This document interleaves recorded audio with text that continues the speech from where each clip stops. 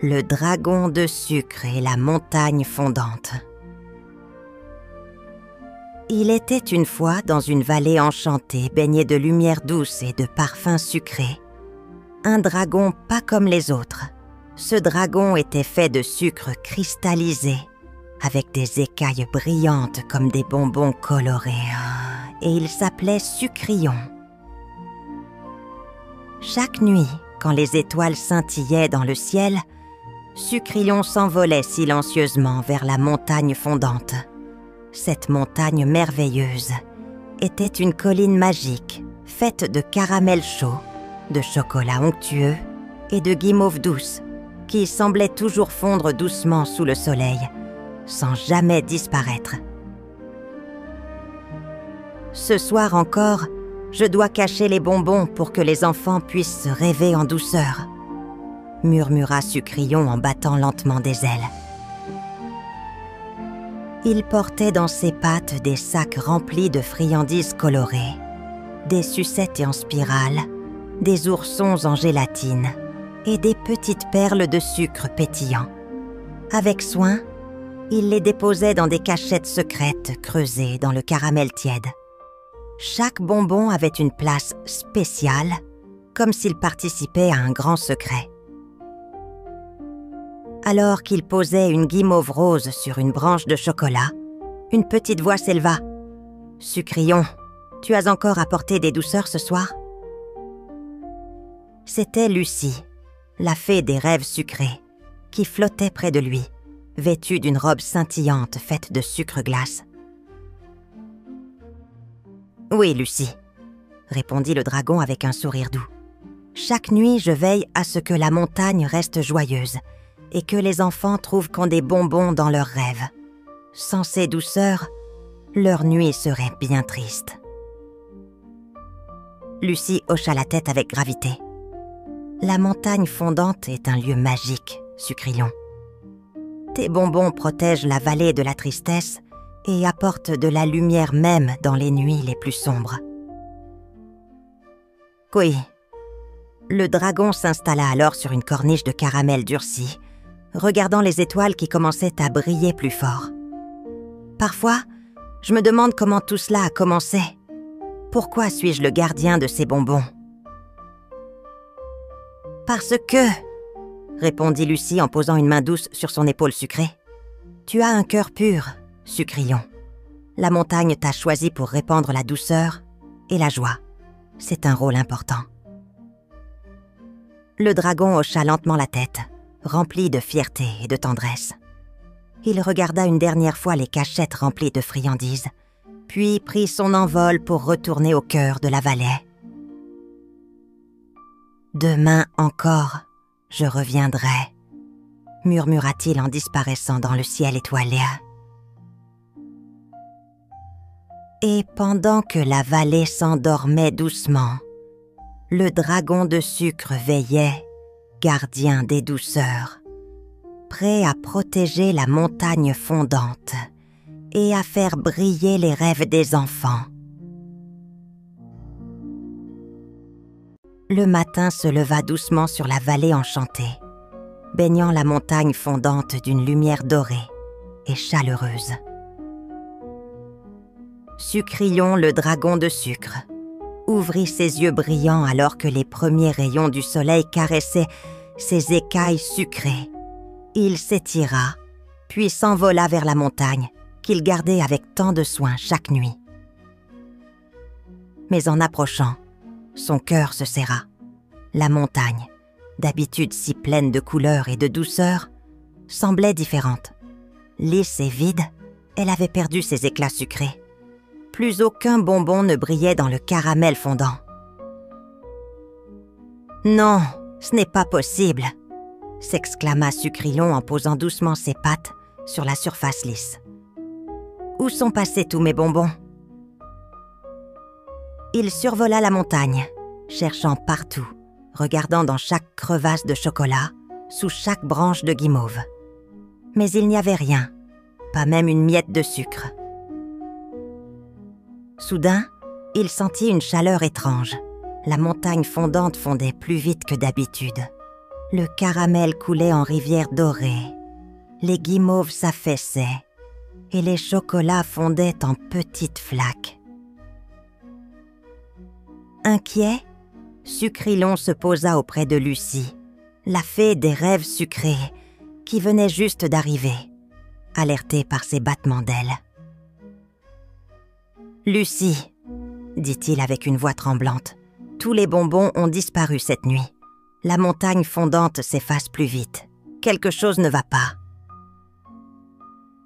Lucie regarda la montagne avec des yeux pleins de tristesse. « C'est terrible, Sucrilon. Si la montagne fond complètement, les rêves des enfants seront sans douceur. Sans tes bonbons, ils risquent d'être tristes et de perdre l'espoir. »«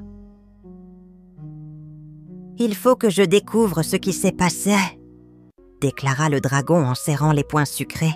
« Je ne peux pas laisser la montagne disparaître. Je dois retrouver ces bonbons, coûte que coûte. » Lucie hocha la tête avec gravité. « Je viendrai avec toi. Nous ne pouvons pas laisser la tristesse envahir la vallée. » Le dragon et la fée commencèrent alors leur enquête. Ils examinèrent les alentours, cherchant des indices. Sur le sol, Sucrilon remarqua de petites traces collantes qui brillaient au soleil, comme des miettes de sucre fondu. « Regarde ça, Lucie !» s'exclama-t-il.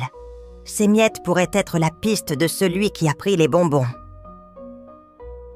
La fée s'approcha et toucha délicatement les petites traces. « Oui, elles mènent vers la forêt arc-en-ciel, » dit-elle. « Allons voir ce que nous y trouverons. » Ils s'envolèrent ensemble vers la forêt, un lieu coloré et mystérieux où les arbres brillaient de 1000 teintes et où les fleurs chantaient doucement au vent. En chemin, ils croisèrent un écureuil fait de sucre d'orge qui grignotait une branche sucrée. « Bonjour, Sucrilon, Lucie, » dit-il en souriant. « Que faites-vous ici si tôt ? » « Nous cherchons des indices sur la disparition des bonbons, » répondit le dragon. « As-tu vu quelque chose d'inhabituel cette nuit ?» L'écureuil secoua la tête. « Non, rien de spécial. Mais moi aussi, j'ai remarqué que la montagne fondait un peu plus vite ces derniers jours. Cela m'inquiète. » Sucrilon échangea un regard avec Lucie. « Merci, ami écureuil. Si tu vois quelque chose, dis-le-nous. » Plus loin, ils rencontrèrent une abeille au miel doré qui butinait sur une fleur de sucre. « Bonjour, abeille, » dit Lucie. « Sais-tu si quelqu'un a pris des bonbons dans la montagne cette nuit ?» L'abeille réfléchit un instant. « Non, mais j'ai entendu des bruits étranges venant du cœur de la forêt, des bruissements et des petits cris. » Sucrilon fronça les sourcils. « Il faut aller voir. Peut-être que nous trouverons celui qui est derrière tout cela. » Ainsi, le dragon et la fée poursuivirent leur route, guidés par les miettes sucrées et les murmures du vent. Le dragon de sucre et la fée Lucie s'enfoncèrent plus profondément dans la forêt arc-en-ciel. Les arbres brillaient sous la lumière du soleil, leurs feuilles colorées créant un tapis doux sous leurs pattes et leurs ailes. Sucrilon regarda autour de lui, attentif aux moindres indices. « Regarde, Lucie, » dit-il en s'arrêtant soudain. « Ces miettes de bonbons fondus. Elles brillent encore un peu, comme si elles étaient fraîches. » La fée s'accroupit pour les examiner de plus près. « Elles nous mènent vers le vieux chêne, là-bas. » Ils suivirent les traces qui serpentaient entre les racines tordues et les fleurs étincelantes. Soudain, une petite silhouette apparut devant eux, frêle et tremblante. C'était une petite souris, toute douce et un peu collante, les yeux brillants d'une tristesse profonde. « Bonjour, petite souris, » dit doucement Sucrion. « Sais-tu quelque chose sur la disparition des bonbons ?» La souris baissa la tête, hésitante. « Je les ai pris », murmura-t-elle d'une voix à peine audible. Lucie fronça les sourcils, surprise. « Pourquoi as-tu fait cela ?» La petite souris releva les yeux, révélant une larme qui roulait sur sa joue sucrée. « Je me sens seule, » expliqua-t-elle. « Personne ne joue avec moi dans la forêt. J'ai pris les bonbons pour essayer d'avoir des amis, pour qu'ils viennent vers moi. Mais je ne sais pas comment faire. » Sucrion s'adoucit et posa une patte réconfortante sur l'épaule de la souris. « Oh, petite amie, tu n'as pas besoin de voler pour avoir des amis. La vraie magie vient du cœur. » Lucie acquiesça. Nous comprenons à peine. Mais ces bonbons sont importants pour toute la vallée, pour que les rêves des enfants soient doux et pleins d'espoir. « Que pouvons-nous faire ?» demanda timidement la souris. Sucrion sourit. « Nous allons partager ces douceurs avec toi, mais à une condition, que tu nous aides à les cacher chaque nuit sur la montagne fondante. Ensemble, nous serons plus forts. » La souris hocha la tête avec joie, ses yeux s'illuminant d'espoir. Lucie sourit et dit « Ensemble, nous protégerons la montagne et garderons la magie des bonbons vivantes pour tous. » Le dragon, la fée et la souris retournèrent alors à la montagne, portant avec eux les bonbons récupérés. Au fil des jours, la montagne fondante retrouva ses couleurs éclatantes et son éclat sucré. Chaque nuit, Sucrion, la petite souris et Lucie cachaient ensemble les friandises, riant et partageant des histoires au clair de lune. La forêt s'emplit alors d'une nouvelle joie, et même les créatures les plus timides osaient se sortir pour admirer la montagne enchantée. Sucrion regarda la petite souris et dit « Vois-tu, la vraie magie, ce n'est pas seulement les bonbons, c'est l'amitié que nous partageons. »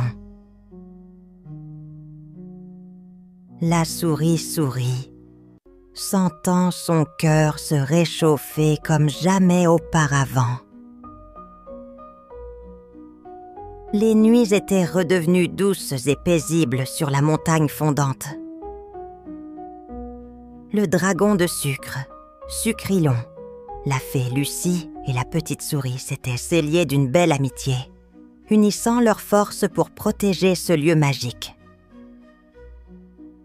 Mais un soir, alors que la lune brillait haut dans le ciel, Sucrion observa quelque chose d'étrange.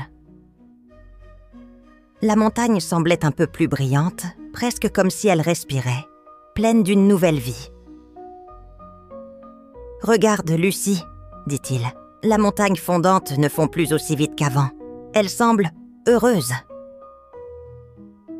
Lucie sourit et répondit « C'est parce qu'elle sent que l'amitié est revenue. La magie des bonbons est renforcée par nos cœurs unis. » La petite souris, assise sur une pierre sucrée, hocha la tête avec enthousiasme. « Je n'ai plus peur d'être seule maintenant, » avoua-t-elle. « Vous m'avez montré que partager à aimer valait bien plus que posséder. » Sucrion posa une aile sur son épaule. « Et nous sommes heureux que tu sois avec nous. Ensemble, nous rendrons cette vallée encore plus magique. » Chaque nuit, ils continuaient leur rituel. Cacher les bonbons colorés au creux des crevasses de caramel, sous les nuages de guimauve et près des ruisseaux de chocolat. Mais ce qui changea vraiment, c'était la joie qui flottait dans l'air. Les créatures de la forêt arc-en-ciel, les oiseaux en sucre d'orge, les écureuils en chocolat blanc, venaient y les voir, curieuses et ravies. « Comment faites-vous pour que tout soit si parfait ?» demanda un oiseau en voltant. Lucie répondit « C'est la magie de l'amitié et du partage.